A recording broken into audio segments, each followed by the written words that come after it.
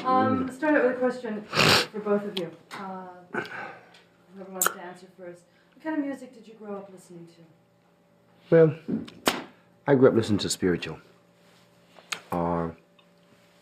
Those are my brother Jimmy and Rita Mae and my father. We always known as the Ruffin family. And we used to open up shows for like the Soul Stirrers, Mahalia Jackson, you know, Clara Ward singers. It was the opening act in Meridian, Mississippi. I grew up listening to gospel and country and western, and all rhythm and blues. Country western, that's real interesting. Gentlemen, we're going to need you to speak a little louder. Abby, can I lower the mic a little, because it seems pretty far out of frame. Okay. Yeah, stop there. Sorry. Mark, I'll tell you when they're rolling. We have speed. Sorry. Okay, speed. Okay. Eddie, what kind of music did you grow up listening to? Well, I grew up listening to gospel, country and western, and R&B. Mm-hmm. What part of the country did you grow up in that you're listening to country western?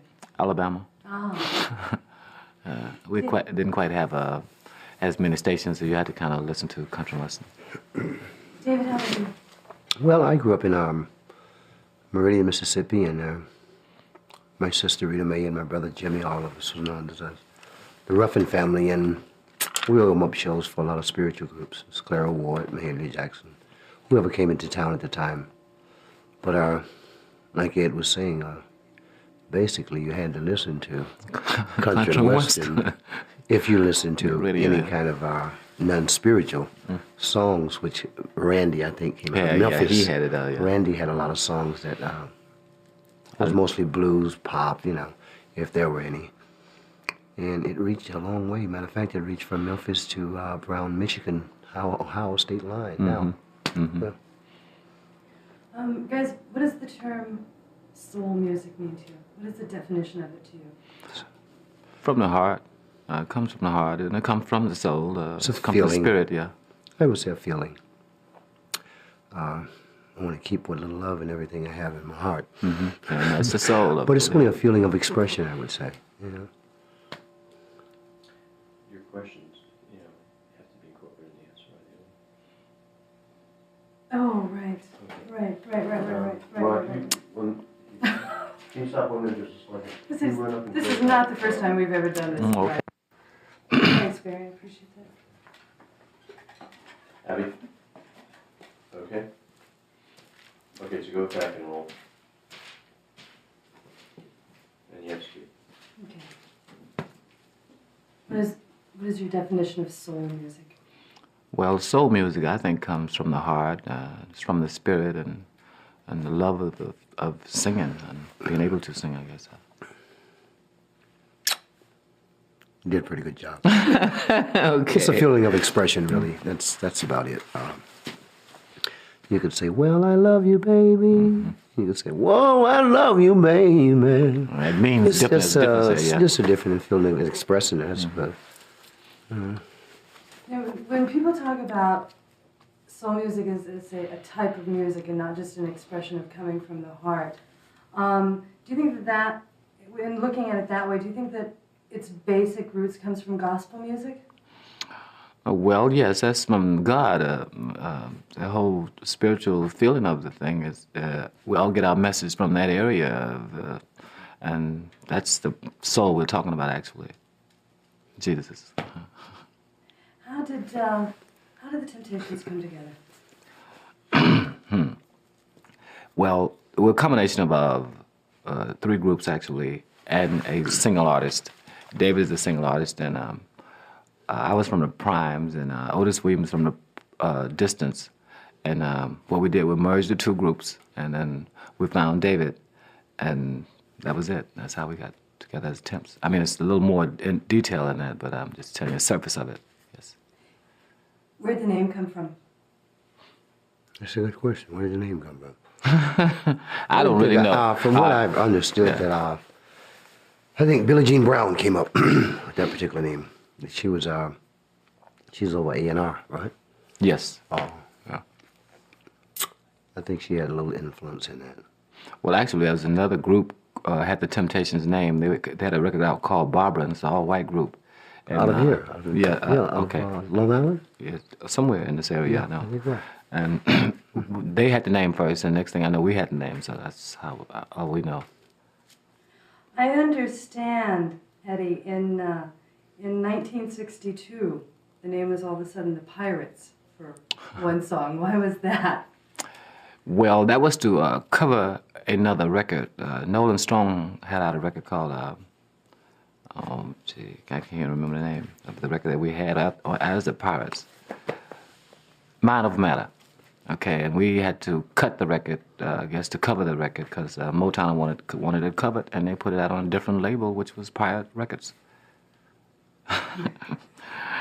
I guess you could say we pirated that record. Maybe I should scoot your chair a little over. Thank you.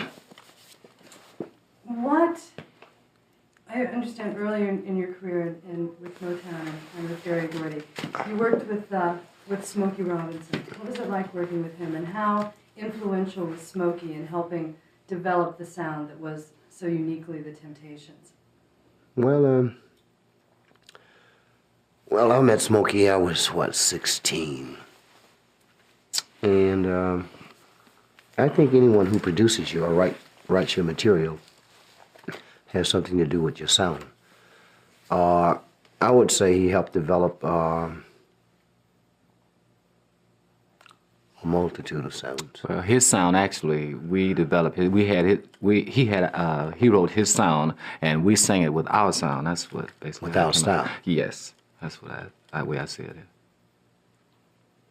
Wasn't his sound. Yeah, it was part of a mixture of his and ours It too. was his style of Yeah, writing. right.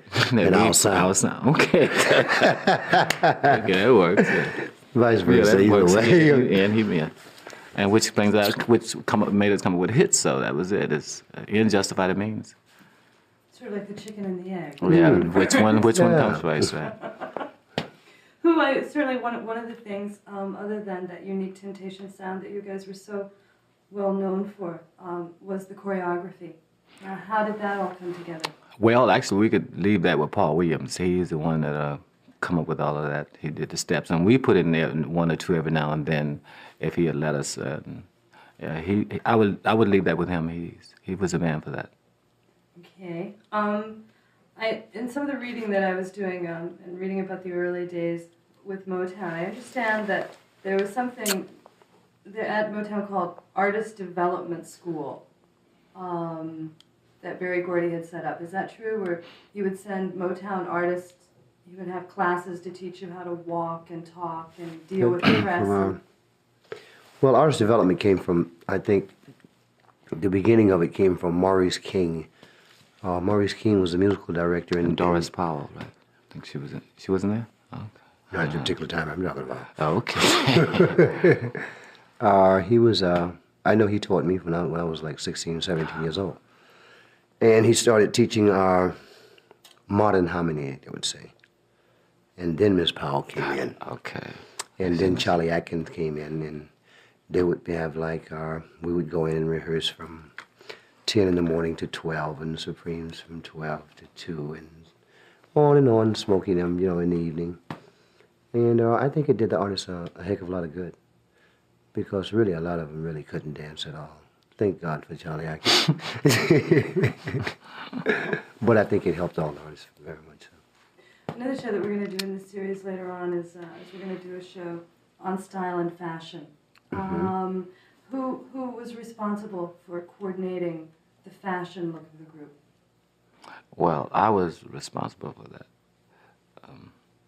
Can you use that as a declarative? Yeah. Can you say I was Okay. responsible for coordinating? No, I was responsible for the clothes. You should have let me say that. Yeah, okay, well, you can if you like. No, I think it would be better. Okay, fine. I can't. Did I say that like That's that? the way it's coming off. Oh, well, I'm definitely sorry that. Maybe I even raised up a little bit. Huh? Yeah, you did. Okay. Well, Okay. I'll just shoot it towards him and then he can take it. Okay. Who was responsible for coordinating the style and fashion of the group? Well, Mr. Kendricks here, I would have to say he did a heck of a job with that. You can tell them better than I can. Yeah, details. Well, actually, Harvey Krantz and myself and Richard Burton in Houston, Texas, Jeannie. and Jeannie the Taylor of England. Yeah, we all got together and had the clothes. They made. I come up with the ideas, and they made the clothes. If you have an intro to that, though. Okay, what's that? You don't have an intro to what it is you're talking about, the design of the clothes. I can use a voiceover. I think I'll be okay. How did you? What was the basic fashion look of the group? Well, we didn't have a basic fashion look. We would try basically anything because we could wear the clothes. And we all were tall and slim, and we all looked good, so you can basically put anything on. It was like being models. So we really didn't have, we wore a little bit of everything. I think it was colors. Yeah, it had a lot to do with the colors. That's because... It was I would say, it basically, it was a style. Yeah, well, that's because of the colors. We had white boots, black patent leather boots, white patent leather boots. Pants was 14-inch, where they are right now today. About that much above the boot where Michael Jackson wearing his pants. And it just came back around. But there was a basic style before. And the colors were because we used to play like the big theaters, and people way in the back could not see if you had on dark colors. So we put the colors on so they were able to see, and the white shoes so they were able to see the movement from far back. Well, that's fascinating. I never thought of it that way. That's great. And now, who did you say, you came up with the basic idea, and you said somebody from England made the clothes for you. Well, Jeannie the Taylor, she's deceased now. She was a little tiny girl, and she was very good at sewing. And she put the clothes together for us, and she cut them just like we wanted them, everything. She was very good. And Richard Burton, no, not Richard Burton, Johnny Burton. Johnny Burton out of Houston. Out of Houston, Texas. And then Harvey Krantz, who in turn started making Elvis's clothes, I think. Oh, really? When you would go out on the road, how many trunks apiece would you have, basically? Well, we didn't take trunks as members of the No. group. The clothes were in maybe about 3 or 4 trunks or something like that. No, it wasn't. When we went out on the road, we had one suitcase. Well, this was later on. No. Okay, well. When we started. Oh, we didn't have Everything anything went then, on but- top of the station wagon. You're right. Trump, what Trump? Yeah, okay, yeah, you're right about that. That's when we, okay, that's when we first got started. Well, we didn't have no clothes that much then. We had 3. 3 uniforms. We was kicking women. What were the 3 uniforms you had when you first started? Do you remember? What were they like? Had a black, when we first started, we had a black short, like, jacket. We wore that for a while. And we got tired of looking at it that way, and I think Ed took and put some white trim around it so it brightened things up a little bit. And we had a green 2-piece Yeah, suit that we started wearing white shoes with. and the brown, And, and the black and gold we had, yeah. And black and gold. Yeah. And then we got you got us some green suits with the iridescent brown in it. You don't remember I those don't first? remember, no. Green suits. The light hit them, they turned brownish and green. Iridescent. Oh, Okay. I'm the elephant. Yeah, you're right. You're right. And now you know I forget it like that. Okay. Well, you was designing all the time. You know, I was wearing them. I didn't like a lot of that stuff you had us wearing. You're just hearing this for the first time, Emmy. Now it comes out. No, it okay. just Well, at least comes- you would. Oh, No, but yeah, it's at just, least it's come to, you have favorite things before you go on stage, and sometimes there'll be nights Paul would say, are we wearing the blue tux? And I said, no, I don't think we're wearing the blue tux. I think we're wearing the white tonight. I said, Yeah, I remember that too. everybody I had their remember that, favorites, yeah. I think, When the things within the group, were things always a group decision? Was there a leader? Well, we all had made decisions we talked about it and then we carried it out on some things. And I think we lost it when it came down to the business. Well, sometimes that's always the way it is. But Yeah. creatively. Yeah, we were together. Yeah. Now, I understand in 1968 about there was sort of a a different change in the sound. It sort of went from being pop ballads into more psychedelic soul. How did that come about? Well, the new sound came, I think, I didn't think a new sound, I don't think it came, I think it was something that had to be created because there's not another Eddie Kendricks, there's not another Paul Williams, so Or David. 68, that was when I departed, so they couldn't keep doing Wish It Would Rain, My Girl, so they had to go to Cloud Nine. You're exactly right. Psychedelic Shack. Psychedelic Shack. And which helped, I think, was very good. Which at least left me a little identity. Yeah, it sure did. 'Cause, but we had to gather something at that particular point because knew we were losing a great singer, and we were being replaced by another singer, and we had to do something to maintain our status quo or whatever we call it or whatever they call it. And we happened to do pretty fair. It wasn't quite as good as the first records we had, but we maintained, and which is what they're doing now, maintaining. Now, by 1982, you had both left, but in 82, you both went back. And why? Well, I think in 82 when the reunion tour, we did that, yeah, Eddie and I've always felt basically that the fans was a little bit cheated on that. It was too abrupt. I have always felt all this time that one day, I used to tell Ed, he said, man, that'll never happen. I said, one day it's going to happen. And from help, Mr. Kendricks, it happened. But it took a lot of effort and a lot of, there's a lot of feeling involved. You know, you get 5 people or 7 people. But I think it came off great, and it was not just a reunion for us, the Temptations, Eddie and I. At shows, you would see people that haven't seen each other in 10, 15 years. So a reunion for the whole thing. Plus, I think it started something. I didn't hear any, of any reunion until Temptation reunion. Then I heard of the Impression reunion, and Chicago got back together, Jackson 5 reunion, which brought a lot of people back together.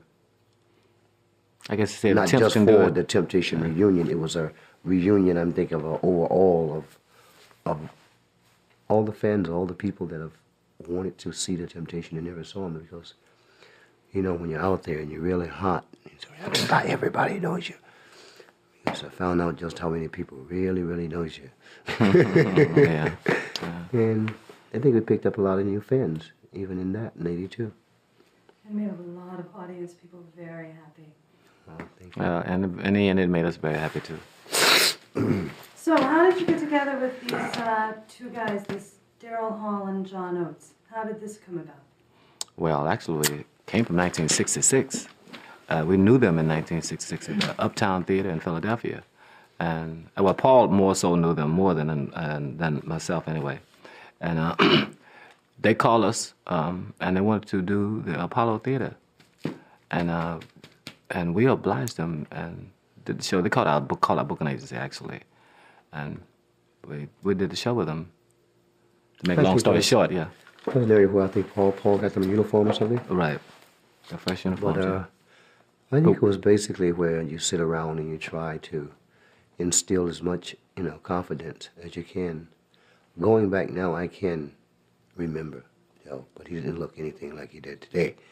Right. Because we didn't know who they were the same guys.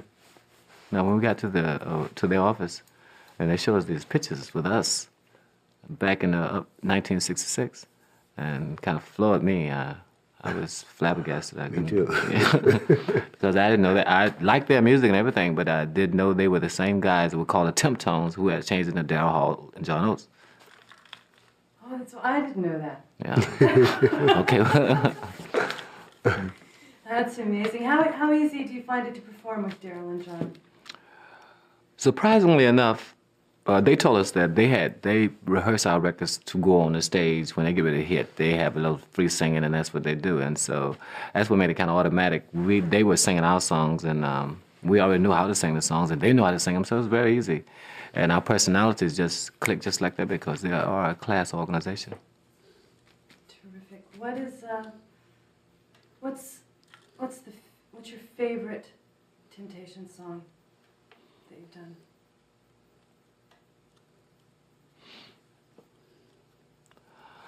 That's kind of hard to say. Really? Because we There's so many I like, we were yeah. fortunate enough to have a lot of good producers and writers, and having Motown behind us and back us real well. We were fortunate enough to we could like anything that we cut, because all of the material was good, had good melodic melody lines, and it was done real well. In between and far wide, but I think the way you do the things you do would be a very good start for me anyway. Yeah, because it's a space hit record. And the hit records that we have right as of right today, the same two records as My Girl and Way to Do Things You Do. One started our career to Zoomin', and they're the same records as Zoomin' Us Again. So what can we look forward to from you guys in '86? What's going on? Well, 1986. Well, Eddie and I are,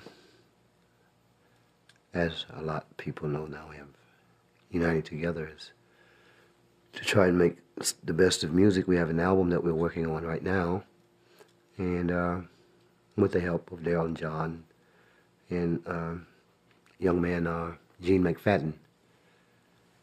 And Eddie has some tunes also, and I have some, and we're looking forward to having something out very soon, right after, I suppose, after March. Great. Which I hope everybody buy it. That We need makes the money. Yeah, That's what Paul used to say. Won't it? Buy it. Thank you guys for coming by. I would like you. to say to you, thank you very much for inviting us on, and I'd like to say God bless Daryl and John, and thank all of you people out there who have stood by it, and I Second that emotion. salute you. And thank you. I have a question. Yeah, sure. What was the first time you saw James Brown? First time I saw James Brown was at the Greystone Ballroom. And the last time I saw James was at the Beacon Theater. The first time I saw him was in the Majestic Hotel in Cleveland, Casino Royal in Cleveland, Ohio. In the year? 1950. Yeah. Yeah, leave it like that. Okay, well, No, it's in but the James, 50s. I think James Brown has been an inspiration too. I call him Uncle James, so well, I'm close to him. He has inspired, I think, so many artists. And I was reading the other night coming back from Oakland, where they're inducting him into the Hall of Fame, Musical Hall of Fame. The man is, through the years, I think have sustained a great number that he has passed on by, and to be as Asian to perform as diligent and as hard as he does. Hello, Unc. Godfather. Godfather. What is the James Brown sound? I mean, James Brown sound? Well, James Brown to me is a heck of a singer. If you listen to Please Please, this is a man's world. But how many people can take one word? He said, well, David, they tried to keep me down. So the only thing came to my mind and say, I'm back. And it was a hit. As a matter of fact, I did about a 6 or 7 day tour with him when that came out. Wonderful man. I like to say God bless him. James, take care of yourself. Thanks. He had a lot of songs that was mostly blues, pop, if there were any. And it reached a long way. Matter of fact, it reached from Memphis to around Michigan, Ohio state line now. Mm-hmm. Yeah. Guys, what does the term soul music mean to you? What is the definition of it to you? From the heart. It comes from the heart, and it comes from the soul. It's a it comes from the feeling. spirit, yeah. I would say a feeling. I want to keep what little love and everything I have in my heart. And that's the soul of But it. it's only a feeling of expression, I would say. They'd have as many stations, so you had to kind of listen to country western. David, how about you?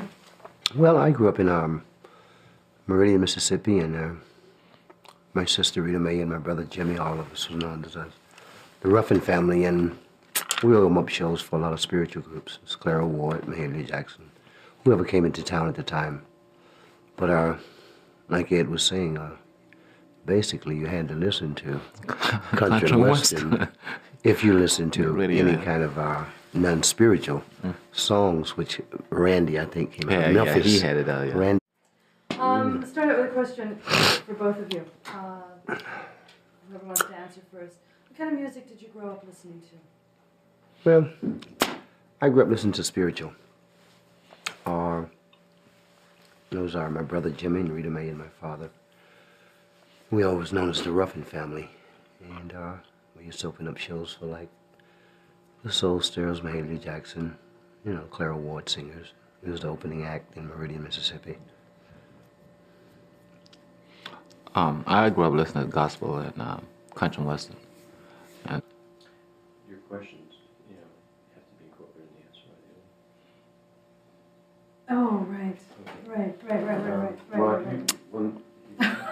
Can you stop one minute just a second? This is not the first time we've ever done this. Okay. Right. Thanks, Barry. I appreciate that. Abby? Okay? Okay, so go back and roll. And yes, Steve. Okay. What is your definition of soul music?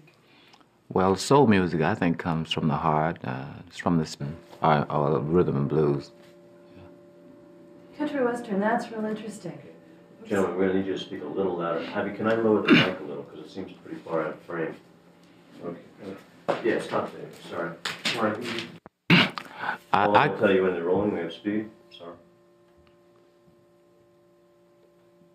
Okay, speed. Okay. Eddie, what kind of music did you grow up listening to? Well, I grew up listening to gospel, country and western, and R&B. Mm-hmm. What part of the country did you grow up in that you're listening to country western? Alabama. Ah. We didn't quite